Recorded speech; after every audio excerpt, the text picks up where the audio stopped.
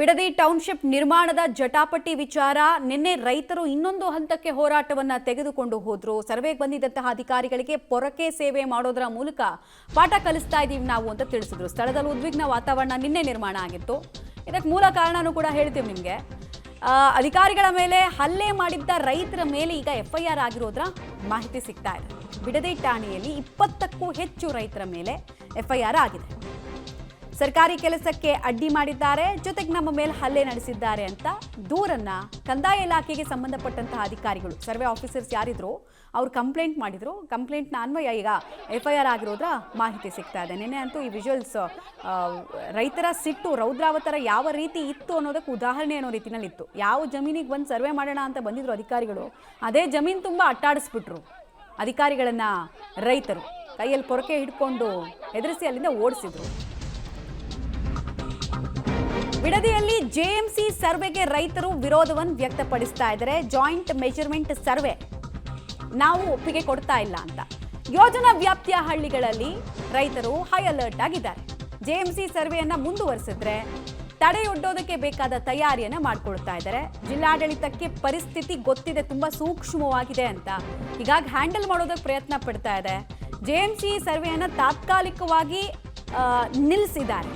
ಇನ್ನು ಭೂಮಿ ಕೊಡೋದಕ್ಕೆ ಒಪ್ಪಿರೋರ ಜಮೀನು ಸರ್ವೆಗೆ ಪೊಲೀಸ್ ಪ್ರೊಟೆಕ್ಷನ್ ಜೊತೆಗೆ ಮಾಡೋದಕ್ಕೆ ಜಿಲ್ಲಾಡಳಿತ ರೆಡಿ ಮಾಡ್ಕೊಂಡಿದೆ. ನಿನ್ನೆ ಪ್ರಾಬ್ಲಮ್ ಏನಾಯಿತು ಅಂದರೆ, ಯಾರ ಭೂಮಿಗೆ ಒಪ್ಪಿಗೆ ಇರಲಿಲ್ವೋ ಅಂಥವ್ರ ಭೂಮಿಗೆಲ್ಲ ನುಗ್ಗೋದಕ್ಕೆ ಸರ್ವೆ ಅಧಿಕಾರಿಗಳು ಪ್ರಯತ್ನ ಪಟ್ಟರು. ಇದು ಪಿತ್ತ ನೆತ್ತಿಗೇರಿಸ್ಬಿಡ್ತು ರೈತರಿಗೆ.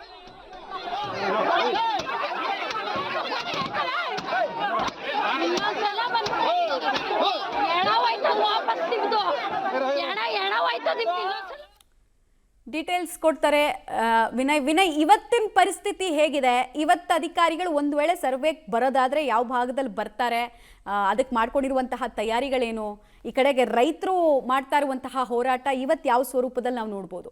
ಮಮತಾ, ಬಿಡದಿ ಟೌನ್ಶಿಪ್ ವಿರುದ್ಧ ರೈತರ ಹೋರಾಟ ದಿನದಿನಕ್ಕೂ ಕೂಡ ತೀವ್ರಗೊಳ್ತಾ ಇರುವಂಥದ್ದು. ಈಗಾಗಲೇ ನಿನ್ನೆ ಅಷ್ಟೇ JMC ಮಾಡಲಿಕ್ಕೆ ಬಂದಂಥ ಅಧಿಕಾರಿಗಳಿಗೆ ತಡೆಯೊಡ್ಡಿ ಅಲ್ಲಿಂದ ಕಳಿಸುವಂಥ ಕೆಲಸವನ್ನು ಕೂಡ ಮಾಡಿದ್ದಾರೆ. ಅಧಿಕಾರಿಗಳಿಗೆ ವರ್ಕೇಟನ್ನು ಕೂಡ ನೀಡಿ ರೈತರು ಇಲ್ಲಿಂದ ವಾಪಸ್ ಕಳಿಸುವಂಥ ಕೆಲಸವನ್ನು ಕೂಡ ಮಾಡಿದ್ದಾರೆ. ಇವತ್ತು ಕೂಡ ಅಧಿಕಾರಿಗಳು ಬಂದರೆ ಯಾವ ರೀತಿ ತಡೆಯೊಡ್ಡಬೇಕು ಅನ್ನೋದ್ರ ಬಗ್ಗೆ ಕೂಡ ರೈತರು ಚಿಂತನೆಯನ್ನು ಮಾಡ್ತಿರುವಂಥದ್ದು. ಸದ್ಯ ನಾನೀಗ ಬೈರ್ಮಂಗಲ ಗ್ರಾಮದಲ್ಲಿದ್ದೀನಿ. ಬೈರ್ಮಂಗಲ ಗ್ರಾಮದಲ್ಲಿ ರೈತರು ಜಮಾವಣೆ ಕೂಡ ಗೊಳ್ತಾ ಇದ್ದಾರೆ.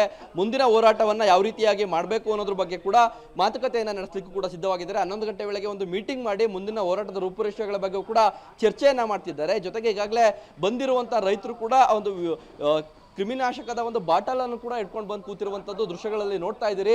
ಅಂದ್ರೆ ನಾವು ಯಾವುದೇ ಕಾರಣಕ್ಕೂ ಪ್ರಾಣ ಬಿಟ್ಟರು ಕೂಡ ಯೋಜನೆಗೆ ಭೂಮಿಯನ್ನ ಕೊಡೋದಿಲ್ಲ ಅನ್ನೋದು ಕೂಡ ರೈತರ ಪಟ್ಟಾಗಿರುವಂತದ್ದು. ಈ ಒಂದು ವಿಚಾರವನ್ನ ಇಟ್ಕೊಂಡು ನಿರಂತರವಾಗಿ ಸುಮಾರು 492 ದಿನಗಳಿಂದ ನಿರಂತರವಾಗಿ ಹೋರಾಟವನ್ನ ಏನ್ ಮಾಡ್ಕೊಂಡು ಬಂದಿದ್ದಾರೆ. ಈ ಹೋರಾಟ ಎಷ್ಟೇ ದಿನ ಆದ್ರೂ ಕೂಡ ನಾವು ಕೈ ಬಿಡೋದಿಲ್ಲ. ಹಾಗಾಗಿ ಟೌನ್ಶಿಪ್ಗೆ ನಾವು ಯಾವುದೇ ಕಾರಣಕ್ಕೂ ಕೂಡ ಭೂಮಿಯನ್ನ ಕೊಡೋದಿಲ್ಲ ಅನ್ನೋ ಒಂದು ವಿಚಾರವನ್ನ ಹೇಳ್ತಾ ಇರುವಂತದ್ದು.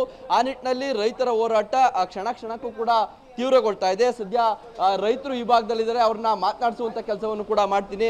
ಮೇಡಮ್, ನಿನ್ನೆ JMC ಸರ್ವೆಗೆ ಅಡ್ಡಿಪಡಿಸಿ ವಾಪಸ್ ಕಳಿಸುವಂತ ಕೆಲಸವನ್ನ ಮಾಡಿದ್ರಿ. ಇವತ್ತು ಕೂಡ ಹೋರಾಟದ ರೂಪುರೇಷೆ ಬಗ್ಗೆ ಚರ್ಚೆ ಮಾಡ್ತಿದ್ದೀರಿ. ಮುಂದಿನ ನಡೆ ಏನು ಅಂತ?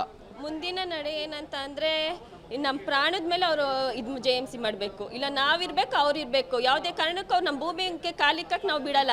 ನಾವೆಲ್ಲದಕ್ಕೂ ರೆಡಿಯಾಗಿ ಬಂದಿದ್ದೀವಿ. ಯಾರು ಅಪ್ಪಂದು ಏನೂ ತಿಂದಿಲ್ಲ ನಾವು. ನಮ್ಮ ತಾತ ಮುತ್ತಾರ್ತಿರು ಮಾಡಿರೋ ಆಸ್ತಿ ನಾವು ತಿಂತಾ ಇದ್ದೀವಿ. ಅವ್ರಿಗೇನು ರೈಟ್ಸ್ ಕೊಟ್ಟಿರೋದು ಯಾರು ಅವರು? ಏನೊಂದು ಮಾಡೋಕ್ಕೂ ಬಿಟ್ಬಿಡ್ತೀವ ನಾವು? ಕಾನೂನು ಓದಿದ್ದಾರೆ, ಕಾನೂನು ಯಾವ ಥರ ಇದೆ ಅಂತ ಅವ್ರಿಗೆ ಗೊತ್ತಾಗಲ್ವಾ?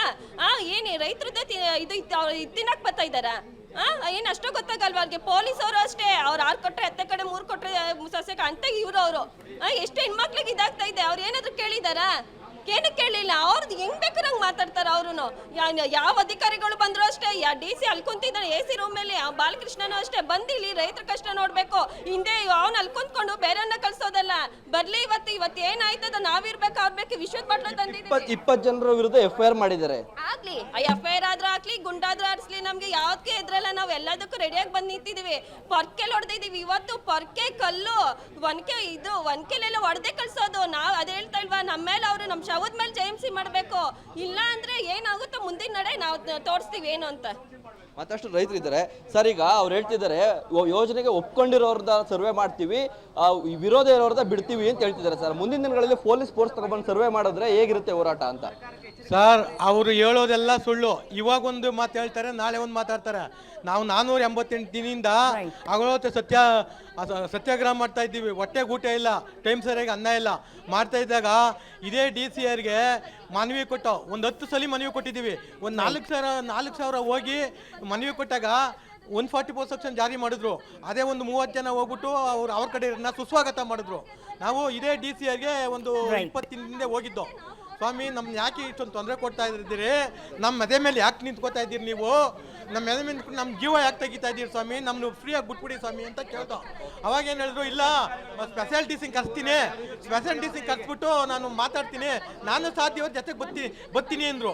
ಹಂಗೆ 3 ದಿನಕ್ಕೇನೆ ಏನು ಮಾಡಿದ್ರು, ಪರವಾಗಿರೋರನ್ನ ನಿಮ್ಮ ಕೆಲಸ ನೀವು ಮಾಡಿ ಅಂದ್ಬಿಟ್ಟು ಮಂಡ್ಲಳ್ಳಿ, ಕೆಂಪೇಪಳ್ಳಿ, ತಾಯಪ್ಪನ ದೊಡ್ಡಿ, ಇಲ್ಲಿ ಒಡೆರಳ್ಳಿ, ಆರುಳ್ಳಿ ಹತ್ರ 6-1 ಜಾರಿ ಮಾಡಿದ್ರು. ಮಮತಾ, ಇದು ರೈತರ ಆಕ್ರೋಶ ಆಗಿರುವಂಥದ್ದು. ಅಂದ್ರೆ ಜಿಲ್ಲಾಧಿಕಾರಿಗಳು ನಮ್ಮನ್ನ ಕರೆದಿ ಸಭೆಯನ್ನು ಕೂಡ ಮಾಡಿಲ್ಲ, ಜೊತೆಗೆ ಸ್ಥಳಕ್ಕೂ ಕೂಡ ಬಂದಿಲ್ಲ. ಇಷ್ಟಾದ್ರೂ ಕೂಡ ರೈತರ ವಿರೋಧ ಇದ್ರೂ ಕೂಡ ಸರ್ವೆಯನ್ನ ಮಾಡ್ತಿದ್ದಾರೆ ಅನ್ನೋದು ಕೂಡ ರೈತರ ಆಕ್ರೋಶ. ಮುಂದಿನ ದಿನಗಳಲ್ಲಿ ಮತ್ತಷ್ಟು ಹೋರಾಟ ಉಗ್ರವಾಗುತ್ತೆ ಅನ್ನೋ ಒಂದು ಎಚ್ಚರಿಕೆಯನ್ನು ಕೂಡ ಅವರು ಜಿಲ್ಲಾಡಳಿತಕ್ಕೆ ನೀಡ್ತಾ ಇರುವಂತದ್ದು. ಮಮತಾ, ಧನ್ಯವಾದ ತಮ್ಮ ಮಾಹಿತಿಗಾಗಿ. ರೈತರ ಸೆಂಟಿಮೆಂಟ್ ಇಲ್ಲಿ ತುಂಬಾ ಮುಖ್ಯ ಆಗುತ್ತೆ. ಆಮೇಲೆ ಕಾಂಗ್ರೆಸ್ ಸರ್ಕಾರ ಯೋಚನೆ ಮಾಡಬೇಕಾಗೋ ಟೈಮ್ ಬಂದಿದೆ ಅನ್ಸುತ್ತೆ. ಯಾಕಂದ್ರೆ ಏನೇ ಕೆಲಸಗಳನ್ನು ಮಾಡಿದ್ರು ಬಿಡದಿ ಇಶ್ಯೂ ಎಲ್ಲವನ್ನ ನುಂಗಿ ಹಾಕುವಂತಹ ಮುನ್ಸೂಚನೆ ಸಿಗ್ತಾ ಇದೆ ನಮಗೆ.